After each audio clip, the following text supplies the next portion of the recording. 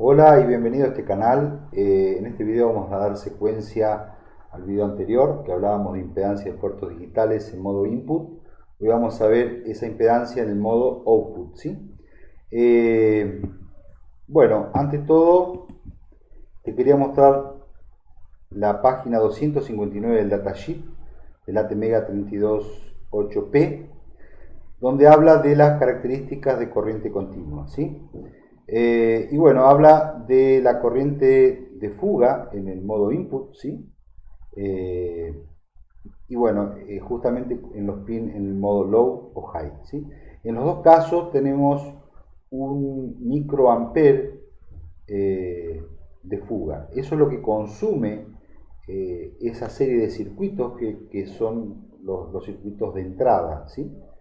Eh, a través de esos valores conseguimos determinar cuál es esa resistencia equivalente de ese puerto. Te invito a ver el video anterior si no lo viste, que bueno, justamente habla de la impedancia en los puertos digitales en modo input. Hoy vamos a ver la impedancia que tenemos en el modo output. Cuando ponemos un puerto en forma de salida de resultado, output de resultado, en realidad es casi como si estuviésemos exteriorizando una fuente. Es una fuente, ¿sí? Que tiene anexado un pequeño circuito y está alimentado por ese puerto, ese circuito. Aquí me dicen el punto número 3 y 4 cosas más o menos parecidas. En el puerto número 3 me dice, aunque cada puerto, entrada y salida, pueda hundirse, o sea, pueda exigirse mucho más que la condición de prueba, y la condición de prueba te la pone aquí bien clara, en condiciones constantes deberían utilizarse estos valores. Por si no lo sabías, un ATmega 328 puede alimentarse tanto con 3 voltios que con 5, ¿sí? El nivel de alimentación también tiene que ver con la frecuencia de trabajo. Con esto vamos a necesitar, con 5 voltios vamos a necesitar un cristal de 16 kHz y en el caso de 3 voltios un cristal de 8 kHz, ¿sí? Y con 5 voltios vamos a poder obtener por puerto 20 miliamperios, eso es lo recomendado por el fabricante, y eso en condiciones constantes de trabajo, es decir, cuando tenemos un circuito trabajando durante muchas horas no podemos sobrepasar estas corrientes. En el caso de que fuesen 3 voltios, no más de 10 miliamperios, ¿sí? Ahora, vamos a volver a la pizarra, donde tenemos aquí montado con una placa 1, ¿sí? Esto está hecho, dentro de este integrado tenemos la PDI. Una PDI es una plataforma de desarrollo integrado hecho con lenguaje DEC, ¿sí? Y bueno, la utilicé, pero podés utilizar Arduino sin problema si querés hacer esta prueba. Yo uso esto porque es mucho más práctico, mucho más rápido, y bueno, eso lo vas a ver cuando veamos, cuando comencemos a ver todo lo que es programación, ¿sí?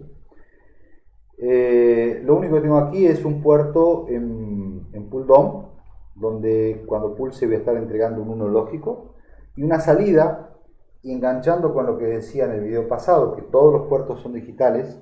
Ahí estaríamos, esa salida la estaría marcada en el A2, que es literalmente un puerto, una entrada analógica, ¿sí? Y yo te decía que todos los puertos sí o sí son digitales, ¿sí? Los puertos analógicos, en este caso tiene un comparador, está asociado con un comparador de tensiones que te mide de forma más segmentada, ¿sí? Te permite mediciones segmentadas de tensión, en tanto que el puerto sigue siendo analógico, y lo que se le adosa en tal caso es ese tipo de comparadores que permiten medir de forma segmentada niveles de tensión, ¿sí? Y darle un valor entre 1000, digo 0 y 1023, ¿sí?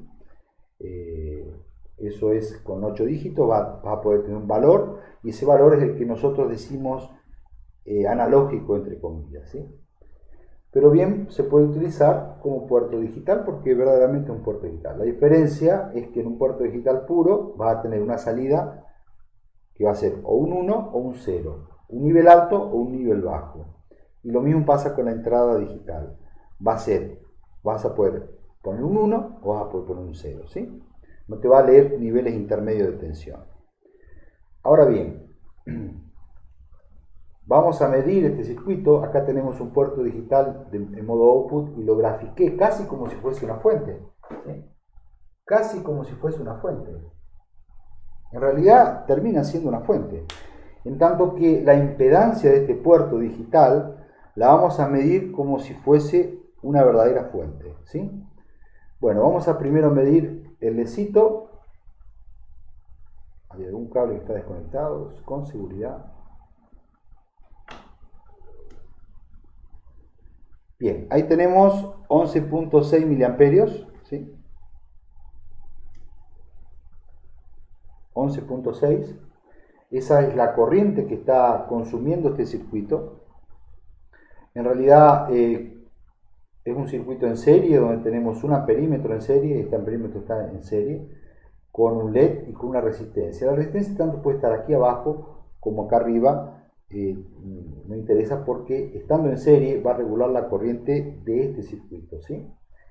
Y además de la corriente va a estar de alguna manera haciéndose cargo de una caída de tensión. Un LED, en el LED caen entre 1,8 voltios y 2 voltios. El resto se los tiene que comer alguien y ese alguien es la resistencia. Los 3 restantes, los 3.2 restantes, va a ser sustentado por esta resistencia. Por tanto, que si no la tuviese, el ledcito se estaría quemando, ¿sí? Y bueno, en el medio tenemos un amperímetro que también puede estar abajo, puede estar arriba, no hay ningún problema. Siempre estando en serie vamos a tener una medida, ¿sí? Vamos a medir exactamente la misma corriente. La idea no es medir el desempeño de este circuito, la idea es llevar esta pseudo fuente o esta fuente a su extremo. Para eso tenemos que exigirla al máximo, ¿sí? Para poder determinar cuál es la impedancia de una fuente, generalmente se usa la menor de todas las resistencias y se le exige mucho, y bueno, a través de eso se puede determinar cuál es la resistencia interna de esa fuente. En este caso vamos a usar directamente un cable, ¿sí? Lo único que vamos a tener en el medio es un amperímetro. Vamos a cortocircuitar directamente ese puerto. Y vemos ya que en la medida que lo cortocircuitamos, ya tenemos una corriente de fuga que está en punto 18 miliamperios, ¿sí? En amperios sería 0,00018, ¿sí? En este caso estamos hablando de miliamperios, punto 18 miliamperios. En tanto que si yo uso esa escala, me voy a terminar yendo de escala. Vamos a ver cuál es la corriente global. Es 82 miliamperios.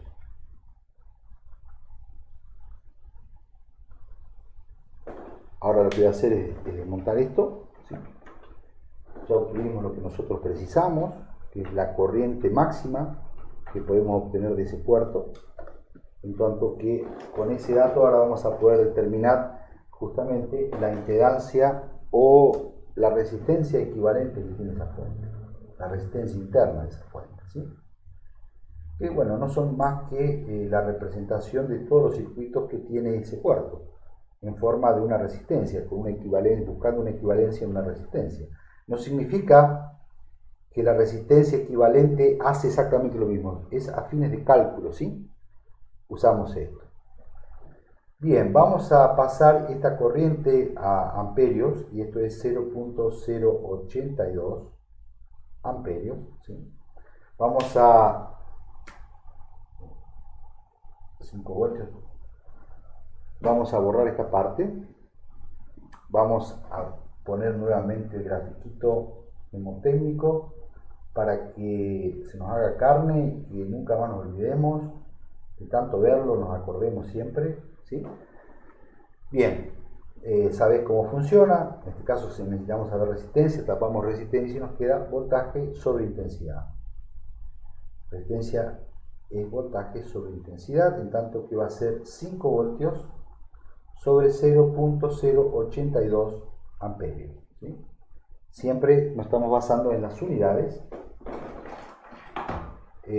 Nos da una resistencia aproximada a 60 ohmios, ¿sí? Ya vamos a hacer el cálculo. 5 entre 0.082 es igual a 60 0.97 ohmios. Esta es la resistencia equivalente o la impedancia que tiene ese circuito, ¿sí? Parece una resistencia baja, pero en realidad es una resistencia muy alta. Si fuese una fuente, se podría decir que es una fuente bastante ineficiente, ¿sí? No es una fuente que tiene una eficiencia muy alta. Lógicamente, una placa lógica no está pensada para administrar potencia, ¿sí? Apenas está pensada para, digamos, trabajar cuestiones lógicas y transmitir eso a un circuito ya de potencia. En el circuito de potencia va a tomar esa información y la va a replicar. Por ejemplo, nosotros a través de este circuito podemos activar un transistor, que ese transistor podemos activar distintos actuadores, caso de sea un relé, y a través de ese relé podemos crecer y literalmente activar un contactor y con ello un motor, ¿sí? Bien, entonces tenemos que la corriente máxima que nos entrega un circuito es 0, vamos a poner todo en miliamperios. La corriente máxima es de 82 miliamperios. Lo que nos dice el fabricante es, el máximo que nos dice el fabricante es 20, ¿sí? Y vamos a ver un dato más, que es la corriente global, digamos, la sumatoria de todas las corrientes. La suma total, ¿sí? Bueno, acá te lo va dividiendo por distintos cuartos. Te pone 150 miliamperios, ¿sí?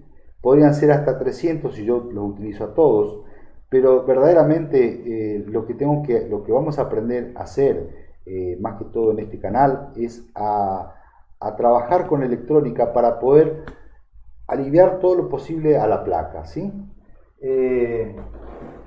Acá tengo un ejemplo para hacerte. El puerto número 13, bueno, acá tenemos dos amplificadores operacionales en un integrado. Uno de ellos está utilizado como comparador para la parte de fuente y la otra mitad está utilizado como un buffer, ¿sí?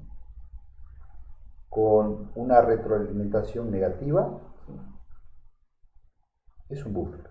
Un buffer no me amplifica tensión, pero sí me amplifica corriente. Acá tengo una alimentación, si tengo una alimentación de 5 y 0, lógicamente la corriente que va a estar entregando en ese circuito, si acá tengo el puerto número 13, cuando yo activo el puerto número 13, en su salida, el puerto número 13 llega a este buffer y el puerto número 13 me permite mucho más corriente. Primero el límite está en este integrado y después en la fuente, ¿sí?